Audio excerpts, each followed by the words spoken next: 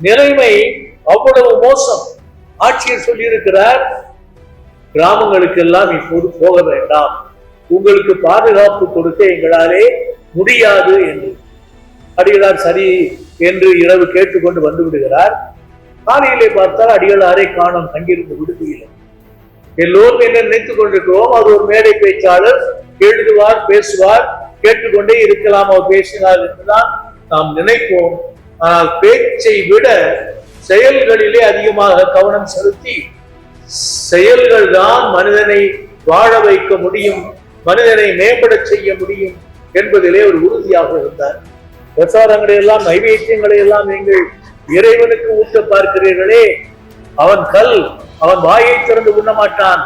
என்றைக்கு அவனுடைய பக்த கோடிகள், மக்கள் எல்லோருக்கும் வயிறான உணவு கிடைக்கிறதோ அன்றைக்கு அவன் வாயை திறந்து உங்களுடைய நைவேத்தியங்களை ஏற்றுக்கொள்வான். இந்த சமுதாயம் கல்வியில் வளர்ந்தால்தான் வளர்ச்சி காண முடியும் என்பதிலே அவருக்கு உறுதியான நிலைப்பாடு இருக்கு. நாம் நினைப்பது போல, சுருக்கமாக சொன்னால், ஒரு வீட்டிலே எல்லோரும் கல்வி பயின்றிருக்க வேண்டும். ஒரு வீட்டிலே எல்லோரும் ஒருவருக்காவது வேலை வாய்ப்பு கிடைக்க வேண்டும். ஒவ்வொரு வீட்டுக்கும் போதுமான அளவுக்கு குடும்ப செலவுகளுக்கு தேவையான ஊதியம் கிடைக்க வேண்டும் என்றுதான் அவர் தொடங்குகிறார்.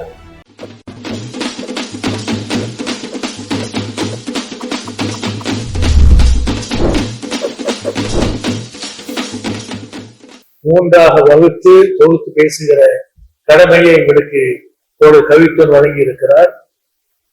ஆனாலும் இது இப்படி பிரிக்க முடியுமா என்ற ஒரு ஐயப்பாடு எனக்குள்ளேயே எழுந்து குழப்பிக் கொண்டே இருக்கிறது.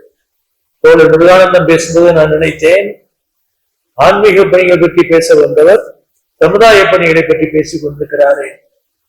உண்மையிலே பார்த்தால் அடிகளாருடைய கருத்து அதுதான். தெளிவாகவே சொல்வார், எழுதியும் இருக்கிறார். சமயம் என்பது கடவுள் படைத்தது அல்ல, மனிதன் தனது நன்மைக்காக படைத்தது. மனிதன் கடவுளோடு தனக்கும் பிறரோடு தனக்கும் உள்ள தொடர்பை, உறவை வலுப்படுத்திக் கொள்வதற்காக தோற்றுவித்ததுதான் சமயம். சமயம் என்பது சாஸ்திரம் அல்ல, சமயம் என்பது சடங்குகள் அல்ல, சமயம் என்பது சம்பிரதாயங்களும் அல்ல என்று அவர் மிக தெளிவாக சொல்வார். இன்னும் சுருக்கமாக சொல்லுவார், கோயில் தழிய குடிகள், குடிகள் தழிய கோவில் என்று குடிமக்களையும் ஆலயங்களையும் இணைத்தேதான் அவர் எப்போதும் பேசுவார். அது மட்டுமல்ல, பல ஆண்டுகளுக்கு முன்பு தஞ்சையிலே நான் பணியாற்றி கொண்டிருந்த காலத்திலே ஒரு நிகழ்ச்சிக்கு அவரை அழைத்து விட்டு நாளை மாற்ற வேண்டிய ஒரு நிலைமை ஏற்பட்டது. இந்த காலத்து தொலைபேசியில் அவங்களுக்கு தெரியும், இன்னைக்கு மாதிரி நினைச்ச உடனே அமைக்கை பண்ணலாம் முடியாது, பதிவு செய்துவிட்டு காத்திருக்க வேண்டும். ஏறக்குறைய 3-4 மணி நேரம் காத்திருந்தோம். எப்பொழுது தெரியுமா? விடியற்காலம். ஏன் விடியற்காலம் தெரியுமா? அடிகளாரை எப்படி தொடர்பு கொள்வது என்று தெரியாமல் தஞ்சையிலே இருந்த அவருடைய நண்பர் ஆசிரியர் திரு மகாலிங்கம் அவர்களை கேட்டேன். அவர் சொன்னார், விடியற்காலம் 3:30 மணிக்கு தொலைபேசினால் தொலைபேசி இணைப்பும் கிடைக்கும், அடிகளாரும் கிடைப்பார் என்றார். என்னையா கிண்டல் பண்றீங்களா? விடிய காலம் 3:30 மணிக்கு நானே தூங்கி வழங்கிட்டு இருப்பேனே, எப்படி அடிகளாருக்கு அந்த நேரத்தில் எழுப்புவதுன்னு கேட்டேன். அவர் சொன்னார், நீங்கள் செய்யுங்கள், காரியம் நடக்கும்.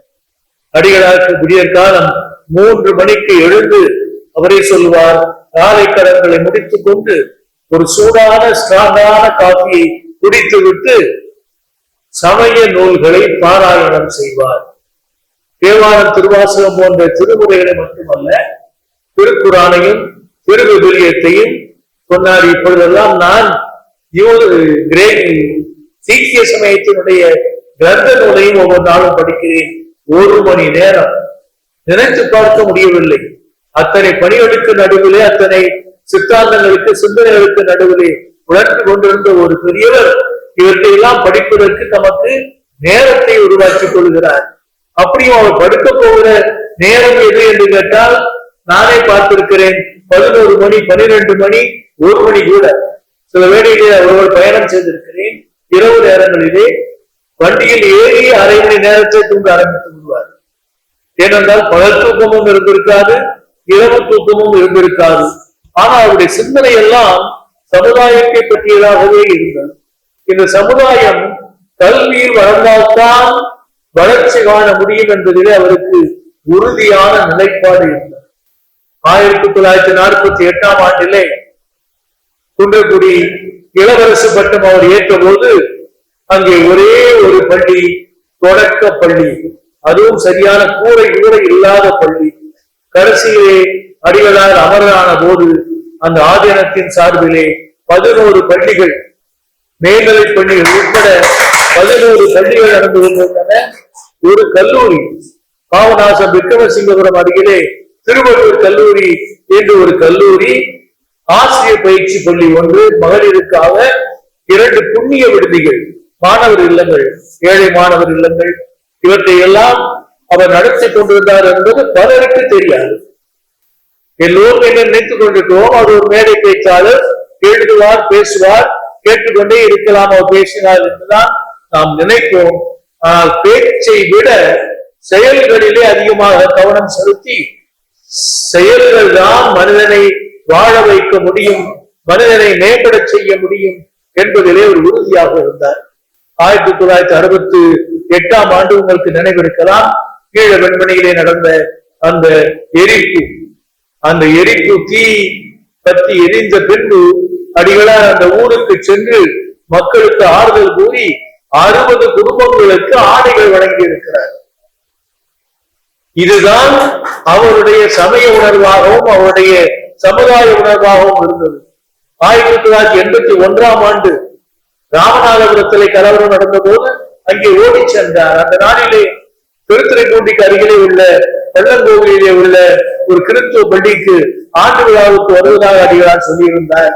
பிற்பகல் 3 மணிக்கு அவரிடமிருந்து தொலைபேசி வருகிறது, ராமநாதபுரத்திலே கழகம், நான் அங்கே செல்லுகிறேன், மன்னித்துக் கொள்ளுங்கள் என்று.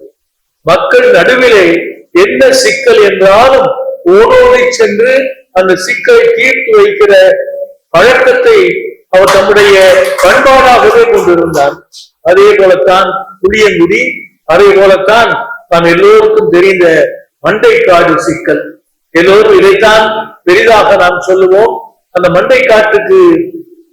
மண்டைக்காட்டிலே உள்ள பகவதி அம்மன் கோவிலுக்கு குடமுழுக்கு முழுக்கு திருவிழாவுக்கு கடலிலே இருந்து குடமாக தண்ணீர் கொண்டு வந்து அந்த அம்மனை திருமுழுக்கு செய்வார்கள். அது என்ன கருத்து மூலமோ இன்றைக்கும் எனக்கு அது தெளிவாக தெரியவில்லை. கடற்கரை ஓரத்திலே இருந்த கிறிஸ்தவர்களுக்கும் கொஞ்சம் உள்ளே தள்ளி அந்த ஆலயத்துக்கு பொறுப்பாக இருந்த இந்துக்களுக்கும் மோதல். இது பின்னாலே இந்துக்களுக்கும் இஸ்லாமியருக்கும் கூட மோதலாக வெடித்தது. ஆனால் மற்ற ஊர் மோதல்களை போல இல்லை அது. அந்த மண்டைக்காடு மோதலிலே வீடுகள் எரிந்தன, மனிதர்கள் கொல்லப்பட்டார்கள், வழிபாட்டு இடங்கள் இடிக்கப்பட்டன. இப்படி இதுவரையிலே தமிழகம் காணாத ஒரு வன்முறை தலைவிரித்து ஆடியது. அந்த நேரத்திலே அடிகளார் திருச்சிக்கு வந்திருக்கிறார். இது நடந்தது ஏப்ரல் 1ஆம் தேதி, 1982 ஆண்டு ஏப்ரல் 1ஆம் தேதி அடிகளார் திருச்சிக்கு வந்திருக்கிறார். இப்படி கலவரம் வறுத்து கொண்டே போகிறது என்று அவர் சிந்திக்கிறார். தமிழக அரசாலே ஒன்றும் செய்ய முடியவில்லை, மாவட்ட ஆட்சித்தலைவராலே ஒன்றும் செய்ய முடியவில்லை, அங்கே இருந்த சமய தலைவர்களாலும் ஒன்றும் செய்ய முடியவில்லை. ஏனென்றால் எல்லோருமே எங்கள் சமயத்தவர் தாக்கப்படுகிறார்கள், எங்கள் சமயத்தினுடைய வழிபாட்டு தலங்கள் இடிக்கப்படுகின்றன, எங்கள் சமயத்தினுடைய வீடுகள் எரிக்கப்படுகின்றன என்று எங்கள் என்று தன்னலம் பாராட்டிக் கொண்டிருந்தார்களே தவிர பாதிக்கப்பட்டவர்கள் மக்கள், மனிதர்கள், தமிழர்கள், நம்முடைய ரத்தத்தின் ரத்தம், நம்முடைய ஊரின் ஊர் என்று எண்ணி பார்க்க அவர்கள் எல்லோருமே தவறிவிட்டார்கள். அடிகளார் நம்முடைய அருணரி திருக்கூட்டத்தினுடைய செயற்குழுவை திருச்சியில கூட்டுகிறார். கூட்டி நாம் எல்லாம் செல்லுவோம், சென்று இந்த பிரச்சனையை தீர்த்து வைக்க முயலுவோம், 20ஆம் தேதி நாம் செல்லுவோம் என்று 14ஆம் தேதி தீர்மானம் போடுகிறார்கள். 15ஆம் தேதி அங்கே இன்னும் கடுமையான மோதல். அடிகளார் எதற்காகவும் காத்திருக்கவில்லை. தமக்கு நெருக்கமான நண்பர்களுக்கு மட்டும் தந்தி தொலைவரி செய்தி மூலம் உடனே மண்டை காட்டுக்கு வாருங்கள் என்று திருத்துறைப்பூண்டி, காட்டூர், கேட்டியார் போன்ற தம்முடைய நண்பர்களுக்கு, அணுக்க தொண்டர்களுக்கு எல்லாம் தகவல் கொடுத்துவிட்டு மண்டைக்காட்டுக்கு செல்கிறார். அங்கே கிறிஸ்தவ ஆயர் மருத்துவமனையிலே நோயிட்டு இருக்கிறார். அவருடைய ஆறுதலை பெற்று முடிந்தால் நீங்களும் என்னோடு வாருங்கள் என்று அழைத்துக் கொண்டு, இஸ்லாமிய தலைவர் ஒருவரும் அழைத்துக் கொண்டு ஊர் ஊராக செல்கிறார். ஒவ்வொரு கிராமத்துக்கும் சென்று அங்கே மக்களோடு விரிவாக பேசி, இது யாருடைய பிரச்சனையும் இல்லை, நாம உண்டாக்கி கொண்ட பிரச்சனை, இதை நாமே தீர்த்துக் கொள்ளலாம் என்றெல்லாம் பேசி, ஒரு ஊரிலே அடிகளாருடைய இலக்கிய செயலாளராக இருந்த பரமகுரு சொன்னார், ஒரு ஊரிலே கிறிஸ்துவர்கள் பெரும்பாலும் மீனவ மக்கள், இந்துக்கள் பெரும்பாலும் உள்நாட்டவர்கள், அந்த மீன்களை வாங்கி வணிகம் செய்கிறவர்கள். மீனை இவர்கள் வாங்க மறுக்கிறார்கள், அவர்கள் விற்க மறுக்கிறார்கள். அந்த சமயத்திலே அடிகளார், ஒரு சைவ ஆதீனத்தினுடைய தலைவர், தாமே மீனை தூக்கி பிடித்து ஏலம் விட்டு அந்த பிணக்கை தீர்த்து வைத்தார் என்று உடன் இருந்த பரமகுரு சொல்ல நான் கேள்விப்பட்டிருக்கிறேன். 144 தடை சட்டம் எதுவும் செய்ய முடியவில்லை. அடிகளார் ஒரு தனி மனிதராக நின்று அங்கே சமாதானத்தை ஏற்படுத்தினார். அதை பார்த்து அன்றைய தமிழக முதல்வர் திரு எம். டி. ராமச்சந்திரன் சொன்னார், எல்லா சமய தலைவர்களும் அடிகளாரை போல இருந்துவிட்டால் சமய குழப்பங்களே தமிழ்நாட்டில் ஏற்படுவதற்கு வழி இருக்காது என்று. நிலைமை அவ்வளவு மோசம். ஆட்சியர் சொல்லியிருக்கிறார், கிராமங்களுக்கெல்லாம் இப்போது போக வேண்டாம், உங்களுக்கு பாதுகாப்பு கொடுக்க எங்களாலே முடியாது என்று. அடிகளார் சரி என்று இரவு கேட்டுக்கொண்டு வந்து விடுகிறார். காலையிலே பார்த்தால் அடிகளாரை காணும் தங்கியிருந்த விடுதியிலே. தொண்டர்கள் எல்லாம் தேடுகிறார்கள், எங்கே அவரை என்று. யாருக்கும் தெரியாது. வண்டியை எடுத்துக்கொண்டு தாமாக தனியாக ஒரு கிராமத்துக்கு சென்றிருக்கிறார். நண்பர்கள், தொண்டர்கள் எல்லாம் கடிந்து கொண்ட போது, இருப்பது ஒரு உயிர் தானே, இது சமாதானத்துக்காக போனால் நல்ல நோக்கத்துக்காக போனது என்று நாம் எல்லோரும் மகிழ்ச்சி கொள்ள வேண்டியதுதானே என்று அடிகளார் பதில் சொல்லியிருக்கிறார். அங்கே தோன்றியதுதான் திருவருட்பேரவை என்னும் இயக்கம். தமிழகத்திலே உள்ள 3 பெரிய சமயத்தாரும் ஒன்றாக கூடி ஒரு அமைப்பை ஏற்படுத்தி 3 சமயங்களின் பெருவிழாக்களையும் கொண்டாடுவது, 3 சமயங்களின் சித்தாந்தங்களையும் பயில்வது என்று ஒரு சமாதான உடன்படிக்கைக்கு ஒரு செயல் வடிவம் கொடுத்தார் அடிகளார். இதுதான் அடிகளாருடைய பெரும்படியாக இன்றைக்கும் நம்மாலே பேசப்படுகின்ற ஒன்று. சமயத்தையும் சமுதாயத்தையும் எப்படியெல்லாம் அடிகளார் இணைத்தார் என்று நம்முடைய நண்பர் முருகானந்தம் அவர்கள் சொன்னார்கள். சமய விழாக்களை எல்லாம் சமுதாய விழாக்களாக மாற்றிய பெருமை அவருக்கு உண்டு. அப்பரடிகள் நினைவாக உழவார பணி, அப்பூதி அடிகள் நினைவாக தண்ணீர் பந்தல் பணி, வீட்டுக்கு மண் சுமந்த நினைவாக ஊர் நிர்மாண பணி, கண்ணப்பர் நினைவாக கண் பரிசோதனை பணி, மங்கையர்கரசி நினைவாக மகளிர் மேம்பாட்டு பணி என்றெல்லாம் பல்வேறு பணிகளை அடிகளார் ஆற்றி, தாம் ஒரு முறை ஆற்றுவதோடு நின்று விடாமல் எல்லோரும், குறிப்பாக தம்முடைய தொண்டர்கள், தம்மை பின்பற்றுபவர்கள், தம்மை போக்குபவர்கள் இதை வாழ்க்கையிலே தொடர்ந்து கடைபிடிக்க வேண்டும் என்று வலியுறுத்தினார். 1976ஆம் ஆண்டிலே குட்டைக்குடிக்கு அருகிலே உள்ள கொரட்டி எனும் ஒரு ஊரிலே தொடர்ந்து பல நாட்களாக ஒரு விபத்து. குடிசை வீடுகள் எல்லாம் பற்றி எரிகின்றன. அந்த மக்கள் பாமர மக்கள், கல்வியறிவு மீறி இல்லாதவர்கள், ஏதோ பில்லி சுனியம் யாரோ செய்வனை வைத்து விட்டார்கள் என்று அவர்களெல்லாம் சொல்லிக் கொண்டிருந்த போது, இந்த மடாதிபதி அடிகளார் கொஞ்சம் பொருங்கள் என்று காரைக்குடியிலே உள்ள செக்ரி, அந்த வேதியியல் நிறுவனத்தினுடைய அறிவியல் அறிஞர்களை அழைத்து கொஞ்சம் சோதனை செய்து பாருங்கள் என்ன. பார்த்தால் காய்ந்த சாணியில ரொட்டியிலே ஆட்டியிலே பாசுரத்தை வைத்து குடிசைகளுக்கு மேலே போட்டு விட்டால் சூரிய வெப்பம் கடுமையாக இருக்கும் போது அது பற்றி எரியும். இதுதான் நடந்தது. அப்பொழுதுதான் அடிகளாருக்கு ஒரு ஞானம் பிறக்கிறது என்றுதான் சொல்ல வேண்டும். இந்த காரைக்குடி சிக்ரி அமைப்பையும் தம்முடைய சமய சமுதாய பணியில் இணைத்துக் கொள்ள வேண்டும் என்று அப்போது பிறந்ததுதான் குன்றக்குடி நிர்மாண திட்டம், குன்றக்குடி கிராம திட்டம் என்றெல்லாம். இந்த குன்றக்குடி திட்டம் நாம் நினைப்பது போல சுருக்கமாக சொன்னால், ஒரு வீட்டிலே எல்லோரும் கல்வி பயின்றிருக்க வேண்டும், ஒரு வீட்டிலே எல்லோரும் ஒருவருக்காவது வேலை வாய்ப்பு கிடைக்க வேண்டும், ஒவ்வொரு வீட்டுக்கும் போதுமான அளவுக்கு குடும்ப செலவுகளுக்கு தேவையான ஊதியம் கிடைக்க வேண்டும் என்றுதான் அவர் தொடங்குகிறார்.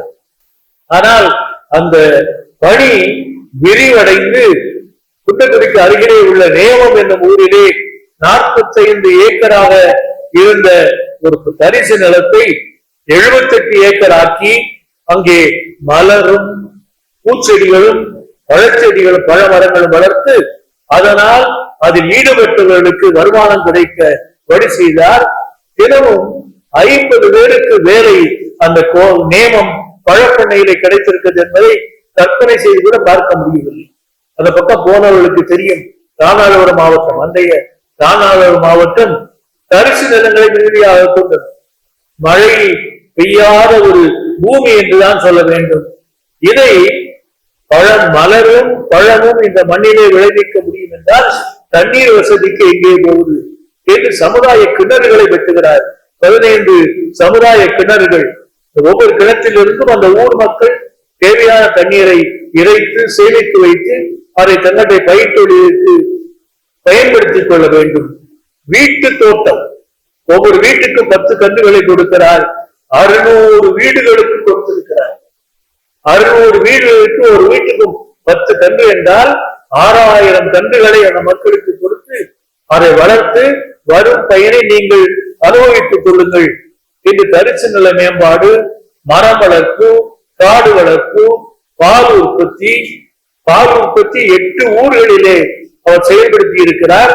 1205 உறுப்பினர்கள் இந்த பால் விருத்தி கூட்டுறவு சங்கத்திலே உறுப்பினர்களாக இருந்திருக்கிறார்கள். மாடுகள் வளர்ப்பு, ஆடுகள் வளர்ப்பு, ஆடுகள் வளர்ப்பிலும் செம்மறியாடுதான் முதல்ல வளர்க்க தொடங்கி இருக்கிறார்கள். செம்மறியாடுகள் ஆண்டுக்கு ஒரு முறைதான் ஈனும், ஒரு குட்டி தான் ஈனும் என்பது தெரிய வந்த பின்பு வெள்ளாட்டு வளர்ப்பிலே கவனம் செலுத்துகிறார். ஏனென்றால் வெள்ளாடு பெரும்பாலும் 2 குட்டிகளை ஈனும், சமயத்திலே 3 குட்டிகளையும் ஈனும். அது ஆண்டுக்கு ஒரு முறை அல்ல, 2 முறை கூட அது ஈனும் என்றெல்லாம் தெரிந்து தம்முடைய செயல்பாட்டை அவர் மாற்றிக்கொண்டார். உழவர் பயிற்சி நிலையம், கால்நடை பயிற்சி நிலையம், மீனவர் கூட்டுறவு சங்கம். குன்றக்குடி பகுதி கடற்கரை ஓரத்தில் உள்ளது இல்லை. ஆனால் கம்மாய்களிலே கிணறுகளிலே மீன்கள் வளர்த்து அந்த மீன்களை மக்கள் உணவாக பயன்படுத்தினாலும் சரி, விற்பனைக்கு கொண்டு போனாலும் சரி.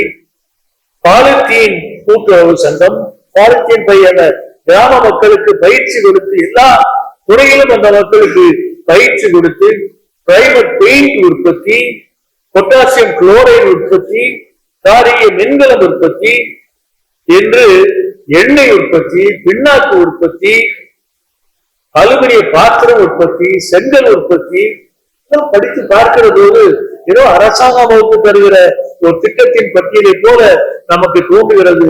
அடிகளார் திரும்பவும் சொல்லுவார், மனிதருக்கு பணி செய்வது என்பது இறைவனுக்கு பணி செய்வது சொல்லுவார். பிரசாரங்களை எல்லாம் நைவேத்தியங்களை எல்லாம் நீங்கள் இறைவனுக்கு ஊட்ட பார்க்கிறீர்களே, அவன் கல், அவன் வாயை திறந்து உண்ண மாட்டான்.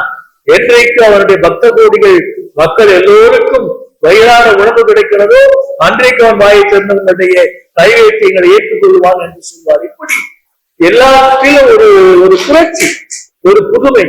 தெரிந்தது போதும் கற்றது போதும் என்று வாழாதிருக்காமல் மேலும் மேலும் கற்று தெரிந்து கொள்ள வேண்டும்.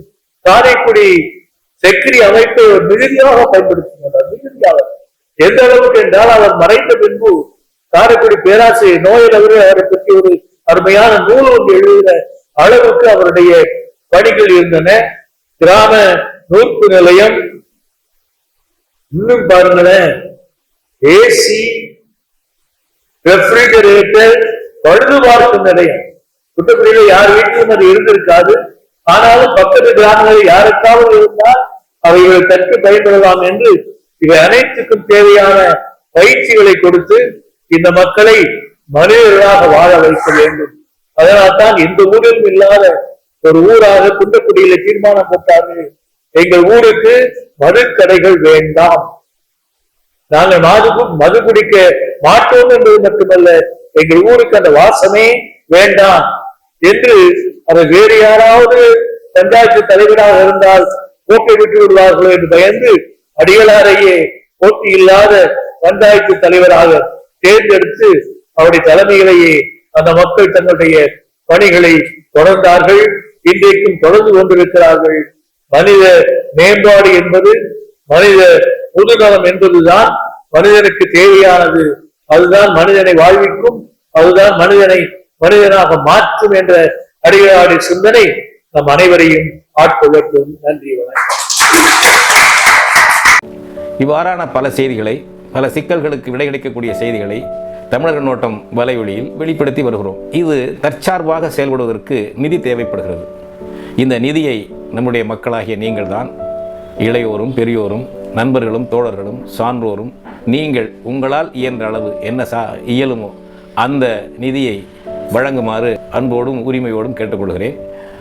உங்களுக்கு நன்றி உணர்வோடும் பொறுப்புணர்வோடும் தமிழர் கண்ணோட்டம் செயல்படும் என்பதை உறுதி தெரிவித்துக் கொள்கிறேன். நன்றி, வணக்கம்.